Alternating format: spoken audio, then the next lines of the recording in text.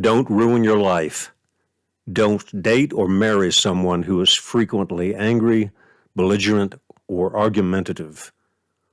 This advice is pretty clear and understandable, but I have some notes.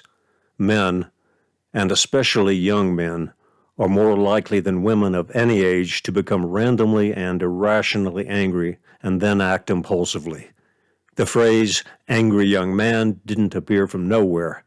In the distant past, it was probably an evolutionary advantage for a young man to anger quickly and act on it, and this congenital brain wiring plus testosterone still affects the current male version of Homo sapiens.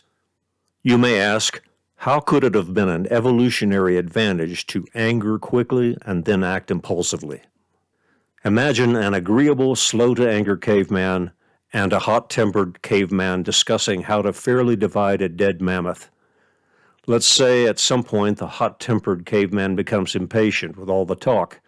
He uses his spear to end the conversation, thereby ending up with all the meat and removing the calm, agreeable Homo taciturnus and maybe his hungry family from the gene pool.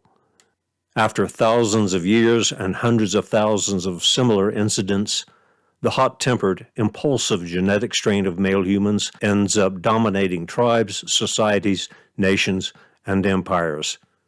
History seems to support this theory, since most men who became kings, conquerors, dictators, warlords, and tyrants had, and still have, these qualities. My point is that a certain amount of impatience, bad temper, and impulsiveness is part of the male human package, especially younger males, and women should take this into consideration. In the same vein, regular monthly impatience and irrational anger can be part of the female human package, and men should keep this in mind. But the difference is that angry men are generally much more dangerous than angry women. The bottom line is that there's a limit to what should be tolerated by either sex. Be extremely wary of getting romantically involved with a chronically angry man or woman. This is especially true if it's a chronically angry man older than 25 years or so. By then, he should have learned to control his anger and impulsiveness.